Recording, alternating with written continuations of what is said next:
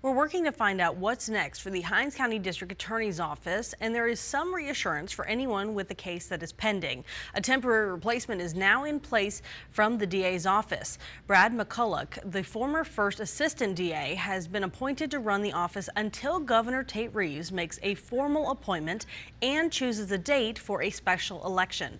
McCulloch says cases will keep moving forward, victims will still feel supported, and the office will operate without interruption.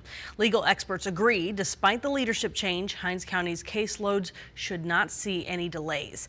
Coming up at 5, we'll have more on what you can expect from the DA's office during this limbo.